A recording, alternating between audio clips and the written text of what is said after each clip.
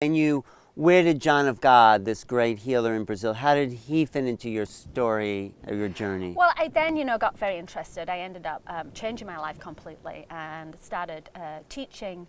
And I started teaching Reiki. I got more into Reiki, and I started doing healings. And I would find that when I would do my Reiki sessions, or I demonstrate to people, I could touch them and I could sense. I would actually feel it in my body. Wow. So even as they would talk to me, they'd come up, I'd say, "Oh, you got something in your right shoulder," and I would actually feel it in my shoulder.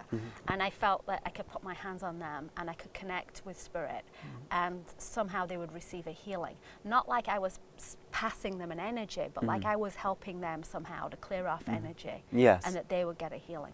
So I was doing this, and I think I've been doing this maybe 5 or 6 years, and then I heard about this guy, John of God, and I thought, He's called Juan Dios. João de Dias is is the Portuguese name. right. João is John, de Dias of God. God. And João is named when he's not incorporated with spirit. He's known as John. Okay. And then he actually incorporates spirits into his body, and he's known as John of God. Right. I did see John of God, for people who want to know, and he was at Omega. Yeah. He came up from Brazil, and at the first, there were hundreds of people there, and everyone goes in front of him, and you shake his hand. I didn't feel anything then. I sit in my current. So I sat in this current, and I started to feel buzzing. Oh my God. And the clarity of my thoughts, and it was like everything was cohesive. Everything in my body, I started to feel the current running through my body. And I've been to lots of people doing healing and energy. That was the most powerful, concrete, visceral experience I've had. And body and mind were attuned. And so, yeah. Well, I'll share something. Yeah, tell similar in a me, minute. yes. So I'd heard about this guy, and Yes. I thought, well, I'd like to go. I'm thinking, I could go and help as a healer or something. Yeah, yeah. I had no idea, and but I didn't have any kind of illness. Didn't really have a reason to go, but I ended up going anyway. And lots of people don't have to have an illness or anything concrete. I mean, some people do, but some people don't. Well, that's what I found out. I mean, as soon as I got there, I started talking to people, and I'd say, "Well, why are you here?" And they'd say, "Well, I had cancer, but now it's gone. But that was years ago. And now I come back." And I'm like, "Well, why do you come back if you're healed?" And they say, "Oh, you don't understand. It's kind of an energy connection.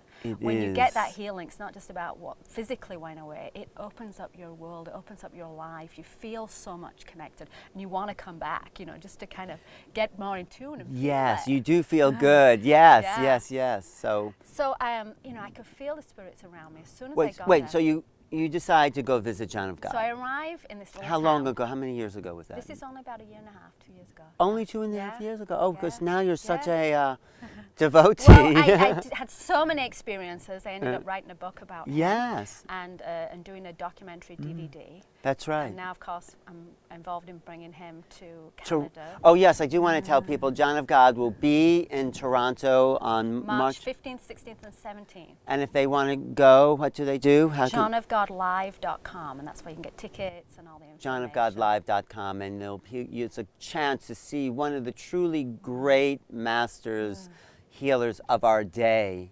Truly, truly. It's amazing because I don't think there's anybody else like this on the planet right now, and I don't know how much longer he's going to be able to do this or to travel. Because I want to say also, though, he's a channel, and all these beings that live or exist on these higher levels use his body to bring this healing energy through. Well, right? he's actually a trance medium. Okay. Right? So that means he actually leaves his body. He says he goes to sleep and can't remember anything. And the spirits incorporate. They actually come inside him. So when you go up to see John of God, you're not actually seeing the person John. You're actually seeing a spirit. Right. And this could be Dr. Augusto or Dominacio or even King Solomon. But these are very, very powerful spirits. And then within his building, there are thousands of spirits. Thousands of spirits. Working on you. So I arrived there and I'm thinking, I can maybe help out with something. I'm a medium healer. And it's like, yeah, you can leave your ego at the door. I'm like feeling like this big. Here is this, spirit, this great incorporated spirit. So maybe I have a little intuition, but I have a lot to learn. And you go in front of him and you hold in your mind or you write down what it is that you'd like for healing. And you can say, well, I'd like, my knee fixed, or I have this lump or this problem. But you can also say things like emotional things, or, I have a problem with my relationship, or even finances. And I think when you go in front of him, I think one time I went in front of him and I was asking about a business question. Mm-hmm. And I took my business brochure and I said, can I have some help with this? And he went, yeah, I'll help you. Mm-hmm. And I was really kind of disappointed. You know, you expect him to, you know, touch you, heal you, do something, read you, tell you what's going to happen, right?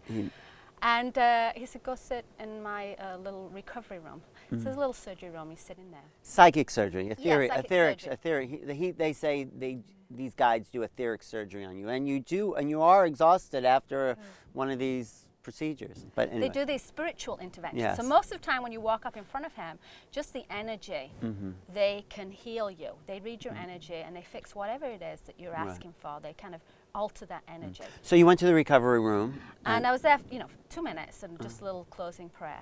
And I'm sitting there and honestly I'm thinking, well, I didn't really get an answer, did I? You know, and I'm totally in my mind thinking about my business and my question. And all of a sudden it was like this feeling came over me, like this white light came down, this amazing loving feeling came over me. And I heard this voice, and not like mediumship, but like a guy's actually standing there, because, you know, I've got my eyes closed like this. And I heard this voice and it said, but what is your higher purpose? Meaning, why do you care about all that stuff? This is what it's about. This is where it's at. This connection. This is what you should strive for.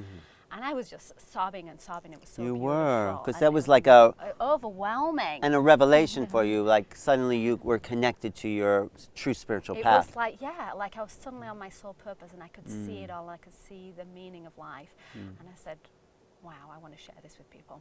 And the voice came back and said, so be it. And I know it sounds really corny, but I feel like that was the one time I actually spoke with God. I believe you. No, it's beautiful. And I hear people all the time will say they had these, this kind of opening, this kind of feeling when they're there. So when I came back, I had this little spiritual group. I used to teach on a Monday night, and I said, oh, this Monday night I just got back from John of God, and I'm going to be showing some photos. Sent out the email. No big deal.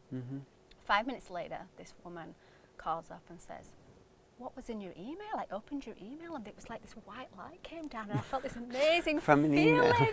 And then my hand that's been bothering me for years, I got this warm feeling in my wrist, and now my wrist is fine. Beautiful. A few minutes later I get emails saying, oh, what happened? I opened your email and I felt this warm feeling.